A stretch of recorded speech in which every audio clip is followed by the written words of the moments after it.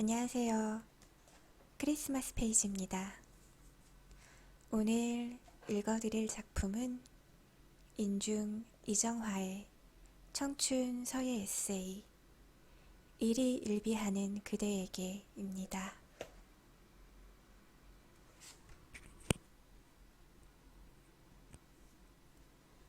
처연한 아름다움. 외로움을 치유하기 위해서는 함부로 근원지를 만지지 않고 시간과 함께 그저 두는 것이 하나의 방법이라 생각했다. 깊은 생각은 때로는 독이 될 수 있으니. 그러던 어느 날 걸어가는 내 앞에 낙엽 2장이 놓여 있었다. 그 모습은 꼭 꽃의 형상이지만 꽃이 아닌 잎이었다. 땅에 떨어져도 꽃이 되고 싶은 잎새들. 가만히 바라보는데 거울을 보고 있는 것 같은 기분을 지울 수 없었다. 사실 내 마음을 오롯이 관찰하여 하나의 작품으로 내뱉는다는 것은 생각보다 큰 고통이 산출되었다. 하지만 그것보다 더 힘든 것은 열심히 탄생시킨 작품이 그만한 가치를 인정받지 못하는 것 같을 때이다. 예술을 해야겠다고 마음을 다졌을 때 어린아이가 바라보는 맑은 마음을 최우선으로 지키자고 생각했었다. 그런데 일주일간 빛을 받고 아름다움을 내뿜었지만 전시가 끝나면 내 방 한구석에서 먼지나 먹게 될 운명을 바라보는 것도, 쓰다가 망친 작품 있으면 나를 달라는 농담을 듣는 것도, 서예를 한다는 나만 보면 무작정 좌우명 한 번만 그냥 대충 써서 달라 는 사람들의 말에 실없이 웃는 것도, 반강제적으로 작품을 가져가면서 너무 고마우니 먹고 싶은 것 있으면 다 먹어라 는 사람들의 말에 차라리 밥값을 돈으로 주었으면 싶은 괴로운 생각까지. 그런 생각이 하나 둘 손을 들고 일어나면 마음에 먼지가 쌓여서 맑은 마음이 점점 탁해져 가는 것 같아 두려웠다. 작품의 가치를 값어치로만 환산시키는 작가가 된 것 같아 속물 같다가도 주황 불빛 아래 소의 핏물을 재물 삼아 작품들을 맞바꾸는 내 처지가 처량했다. 그렇다고 아니라며 당당히 이야기도 못한 채 괜찮은 척 열심히 숨겼다. 그러면 또 어떤 이는 이런 나를 보고 역시 예술가 라며 치켜세워주는 모습에 한숨 쉬면서 평생 힘들고 처절하지 않아 봤다면 예술가라고 할 수 없다는 누군가의 말을 들을 때마다 마음이 꺾인다. 아름다움을 갈구해야 하는 예술이 처절해야만 하다니 처절하다. 찬 바람만 세차게 부는 깊고 어두운 겨울밤 같았다. 끝나지 않을 것 같은 밤. 아름다움도 그 나름일 것이다. 어떤 것이 아름다운 것이고 뭘 보고 추하다 해야 하는지. 예술엔 뚜렷한 답이 없으니 이 밤의 고민도 또 다른 밤의 고민이 안아주지 않을까.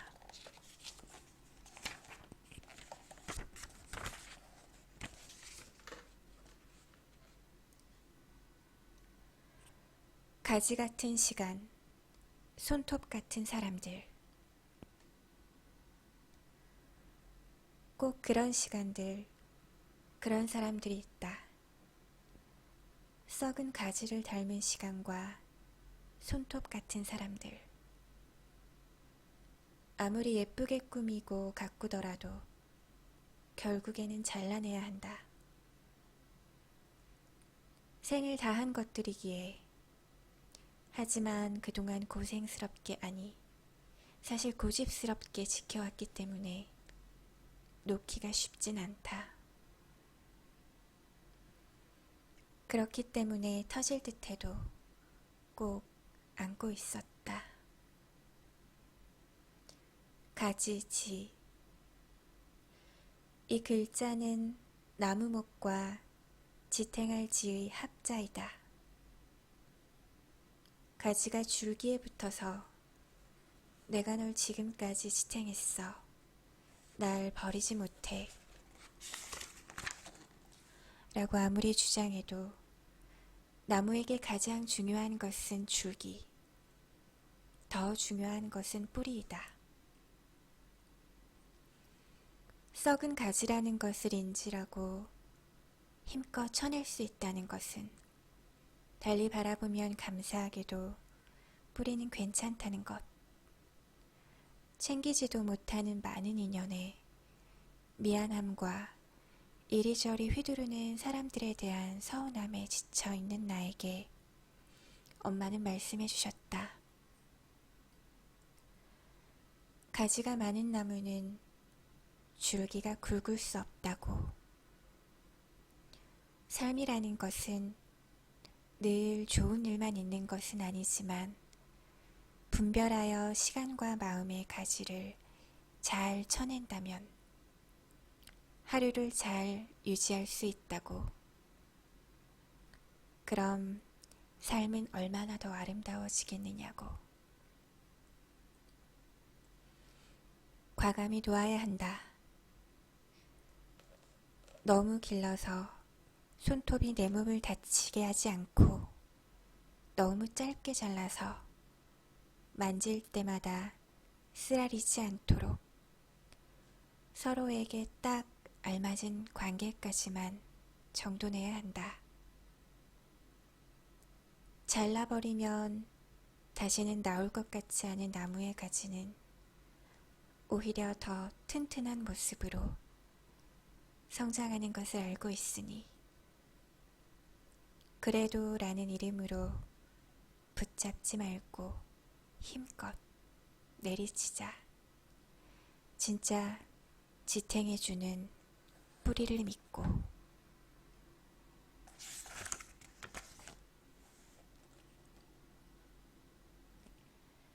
천천히 가자, 천천히. 아, 술이 달다. 작업실을 접었다. 호기롭게 시작한 작업실이었지만 아무래도 무리였다. 그래도 1년 지냈다고 치워야 할 짐들이 산더미로 쌓였다.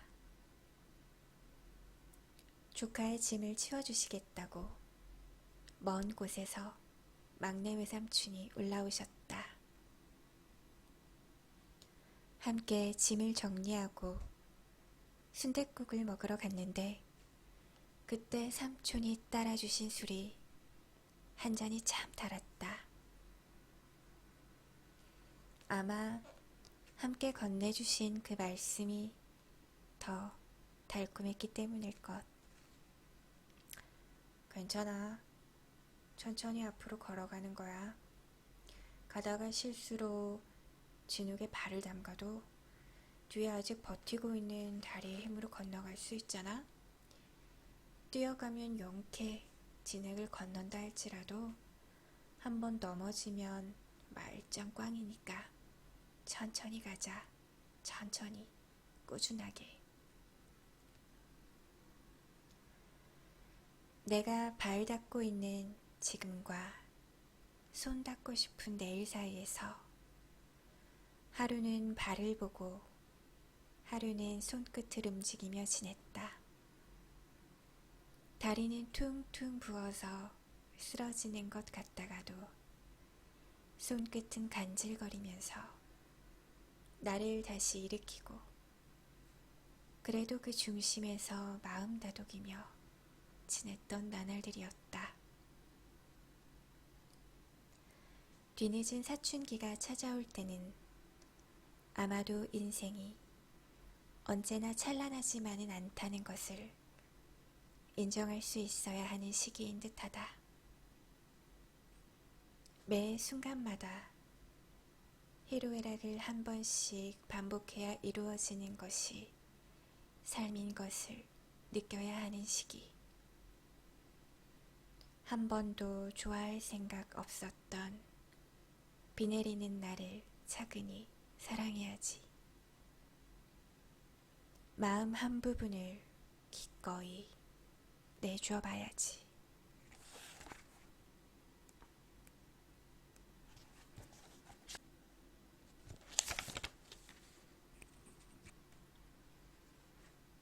당신은 나의 연적이 자신의 물을 벼루 위에 내뱉었다.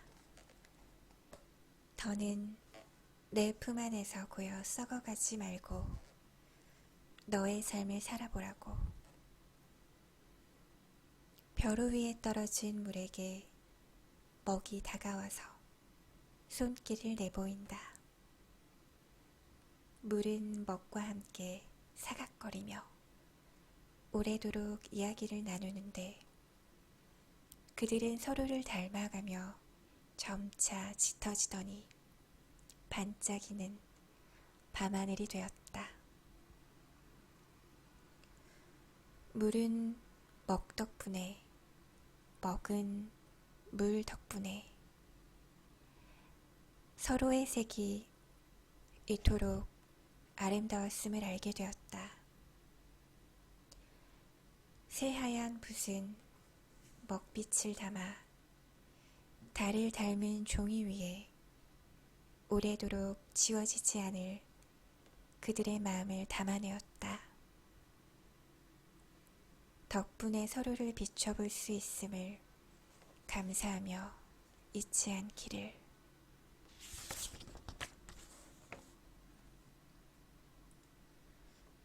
때문에, 아니 덕분에 고와한 빛을 내는 종이가 자리를 잡고 차분히 앉으면 붓은 온 정신을 모아서 점을 안겨준다. 그렇게 태어난 점은 기지개를 켜며 획이 되고 자신에게 맞는 옷을 입으며 문자가 된다. 그리고 그는 자신과 닮은 친구들과 함께 세상에 빛을 내고 오래도록 향기를 내뿜는 작품이 되는 꿈을 꾼다. 작품의 꿈이 이뤄질지는 빨간 도장이 찍히기 전까지는 아무도 알 수 없다. 그 기준은 서로 다투지 않고 조화롭게, 그러니까 얼마나 자연스러운지가 중요하다. 그렇기에 그들은 어느 순간에는 몸을 웅크리며 작아지기도 하고 팔을 펴서 다른 친구를 안아주기도 하며 조화를 이뤄낸다. 그러다가 벌어지는 실수들은 서로 조금씩 양보하며 감싸준다. 물론 그 실수들이 지우개로 지운 것처럼 사라지진 않겠지만 포용한 그들의 모습에서 자연의 아름다움이 엿보인다면 한 번에 완성한 작품보다 오히려 더 큰 가치를 지닐 수 있다. 점이 작품의 꿈을 꾸는 것처럼 인간도 자신의 삶을 스스로 만족할 만큼의 작품으로 완성하고자 한다. 그러나 예상치 못한 작은 실수들 앞에서 때로는 좌절하기도 하고 열심히 일해도 별다른 것 없는 하루에 힘이 빠지기도 한다. 마치 바람에 움직이는 배를 희망 없이 타고 있는 것처럼. 하지만 때문이라고 말하는 것들의 대부분은 사실 다 덕분인 걸 알지 않은가? 어제의 실수는 오늘이 감싸주고 반복적인 하루는 조금씩 깊어지면서 삶은 완성될 것이다. 별일 없이 지나간 하루도 모아두면 그 얼마나 위대한 생인가.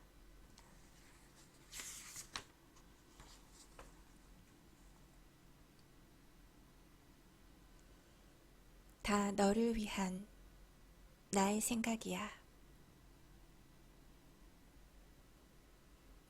누군가와 나 사이의 관계가 가까워지고 커지면 그 간격만큼 훨씬 조심해야 한다. 가까워졌기에 멀리서는 보이지 않던 우리 사이의 미세한 먼지들이 신경을 거슬리게 하고, 이 정도는 생선 가시보다도 얇지 않느냐고 뱉는 한마디가 날카로운 칼날보다 더 아프게 찔리기 쉽다. 어디서 어떤 삶을 살더라도 우리가 사람이라는 사실이 변하지 않는다면 사람은 가장 작은 마음으로 움직이고 멈춘다는 것을 인지함이 중요하다. 그것은 말이 될 수도 있고 글이 될 수도 있으며 바라보는 눈빛이 되기도 하고 느껴지는 행동일 수도 있다. 조심, 또 조심. 나의 시작인 부모님과도 내가 선택한 연인과도 같은 마음이기 힘들지 않은가. 생각사. 이 글자를 가만히 바라보면 저는 뇌 모양이고 심은 심장 모양이다. 우리의 관계를 생각하고 바라볼 때 머리로만 차갑게 계산되어서도 안 되고 마음으로만 뜨겁게 직진하여도 위험하다. 적절한 분배가 중요하다. 그렇다 할지라도 생각사를 이루고 있는 가장 중요한 부분인 부수는 심. 마음인 것은 또 생각해 봄직하다.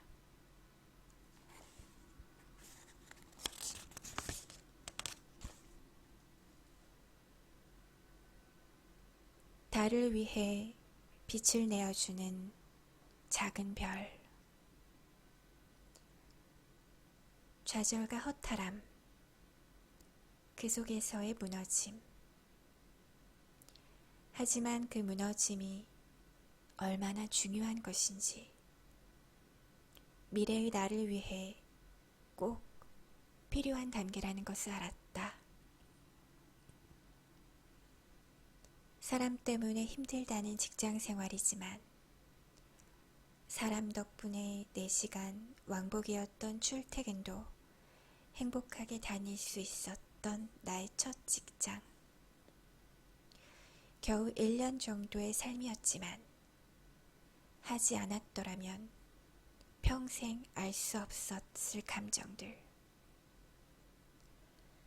하루에 한 번쯤은 하늘을 봐야 하는 것 아니냐며 이야기했던 나의 지난 강연들은 건방짐이 저 하늘보다 높았다.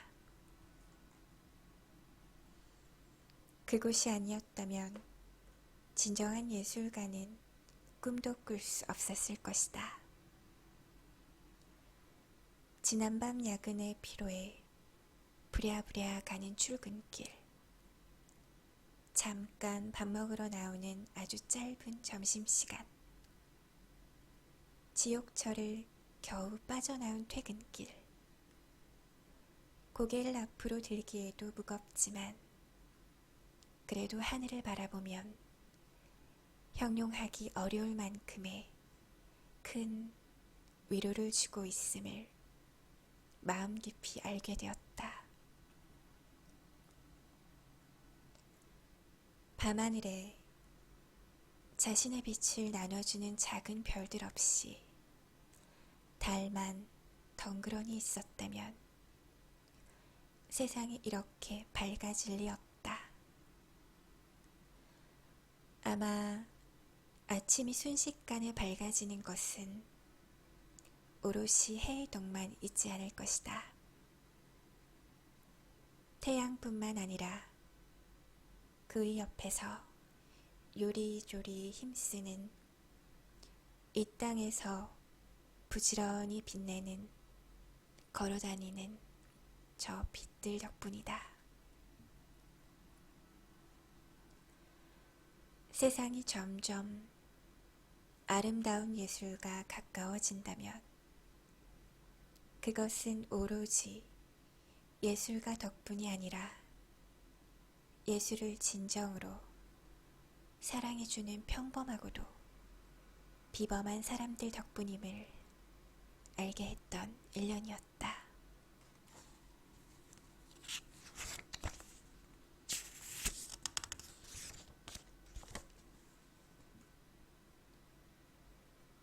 한 줌의 우주. 돌아가시다. 왔던 곳으로 되돌아가는 것. 그 누구도 예측할 수 없는 나의 미래에 나는 과연 나중에 무엇이 될까? 붓을 잡은 지 20해가 된 어느 가을날, 나는 직접 색다른 먹을 만들어 보고 싶었다. 자신의 색을 다 발산하지 못하고 요절한 예쁜 꽃잎과 잎들을 한데 모아서 먹을 만드는 공정을 작게나마 거치는 실험을 해보았다. 서예 가이신 아버지 덕분에 나는 태어나면서부터 먹을 접하게 되었고, 아버지는 그 먹색이 검은색을 닮았지만 검은색이 아닌 우주의 색, 현색이라고 하셨다.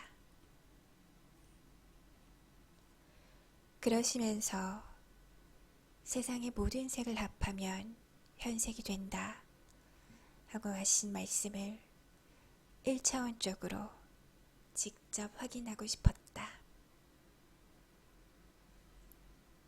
아버지는 열심히 무언가를 만드는 딸을 그저 말없이 빙그레 웃으시며 바라보셨다.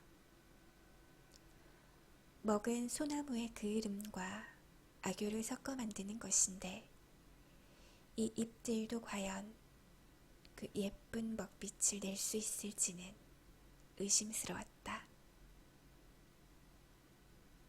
그러나 어느 정도의 먹의 형태는 만들어질 수 있지 않을까 설레며, 결과적으로 먹 만들기 실험은 위대한 실패로 남게 되었다.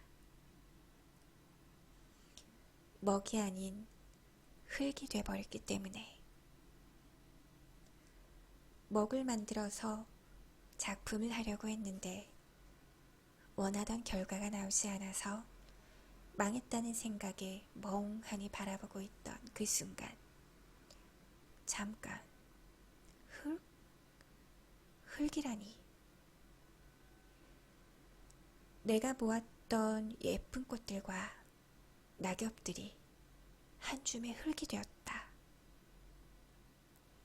아마 그 흙에서는 또다시 그 꽃과 나무가 자라게 될 것이다. 흙은 원래 흙이 아니었고 꽃과 나무 또한 원래 꽃과 나무가 아니라는 진리를 눈앞에서 인정할 수밖에 없었다. 세상에 당연한 게 어디 있었을까? 영원한 게 어디 있었을까? 오래된 소나무의 마른 잎이 흙과 같은 색인 이후부터 낙엽들의 마지막 색이 온통 같은 이유까지 알게 되었다. 봄을 지나 여름, 그리고 가을과 겨울까지 사시사철 내내 소나무가 푸를 수 있던 이유는 무엇인가는 흙이 되어서 소나무를 지탱해 주었기 때문이다. 흙은 사실 처음부터 흙이 아니었기에 소나무 주위에 누군가가 흙이 되어 소나무를 지켜준 덕이다. 먹을 만든다는 어리석은 생각은 지우고 흙이라고 불리는 자연 한 줌으로 글씨를 썼다. 주변에 흙 뿌린 먹방울들은 아주 작은 원소, 그리고 우주를 표현했다. 이 흙을 바라보면 그의 가을날 만난 꽃과 나뭇잎이 내게 인사한다. 내가 그 나뭇잎이 되지 않을 것이라고 확신할 수 없다. 네가 저 꽃일 리가 없다고도 단정할 수 없다. 그러니 너와 나는 하나가 아니라고 이야기할 수 없을 것이다.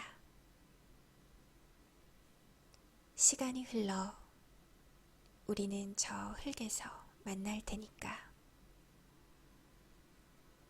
우리는 서로를 사랑해야 할 수밖에. 그들과 하나 되어 돌아가는 날이 온다면 과연 나는 무엇이 될까?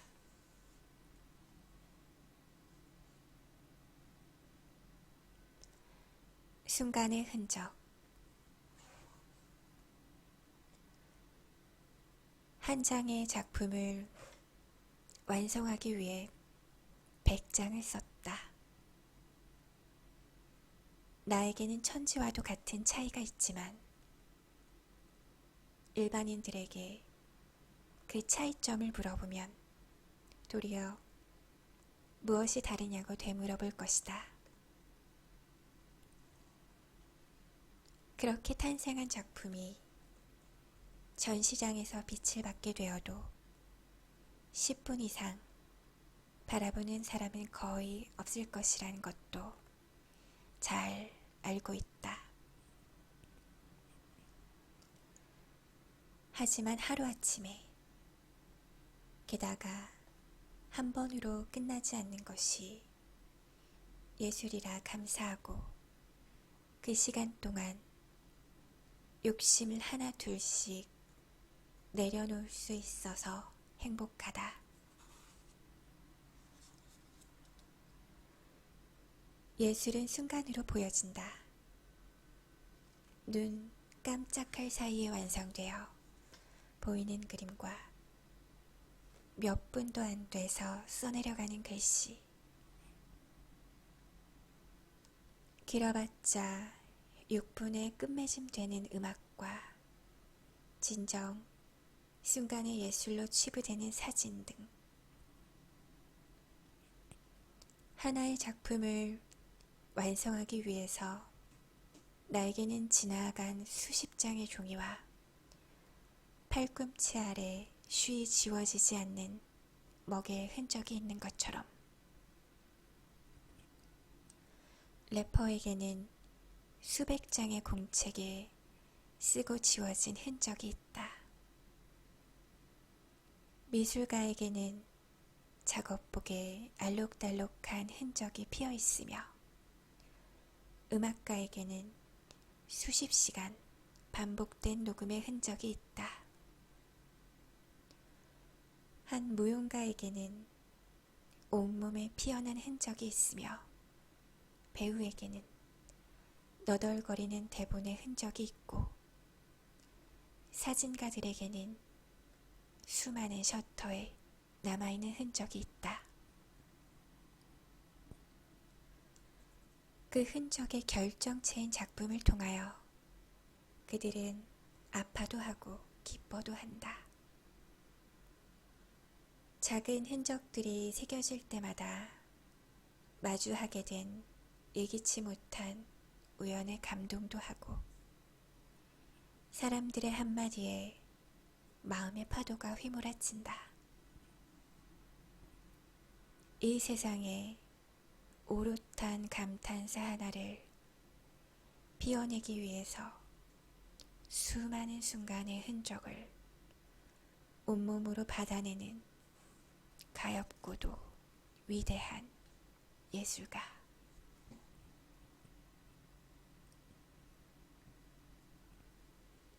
우리 오래 함께하기 위해서는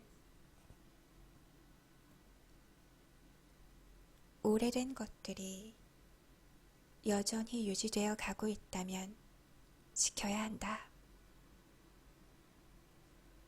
시간의 배를 타고 속절없이 사라지는 것들, 붙잡을 수 없이 흘려보내야 하는 것이 운명인데 그 속에서 여전하다는 것은 참 어려운 일이니까. 그렇게 보자면 문자와 함께 긴 걸음을 가고 있는 서해를 사람들은 왜 외면하려 할까? 서해의 아름다움을 알고 있다고 하면서도 그 이상 궁금해하지 않는 이유는 뭘까? 그는 참 사랑스러운데 그 매력을 어찌해야 오래 보게 할 수 있을까? 어느 가을날 기차역 부근에 있다는 첨성대를 보러 갔다. 길가 옆에 아무렇지 않게 서 있는 그의 첫 인상에 당황했다. 하지만 가만히 눈 마주치니 참 따뜻하고 포근했다. 만질 수 없도록 낮은 울타리로 막아두었지만 얼마나 얕은지. 그것이 과연 저 첨성대를 위한 것인지 잔디를 보호하기 위함인지도 헷갈릴 정도였다. 첨성대가 오롯이 서 있는 이유. 국보 제31호를 큰 보호막 없이 그냥 둔 이유를 생각했다. 자연스럽게 과도하지 않은 지킴.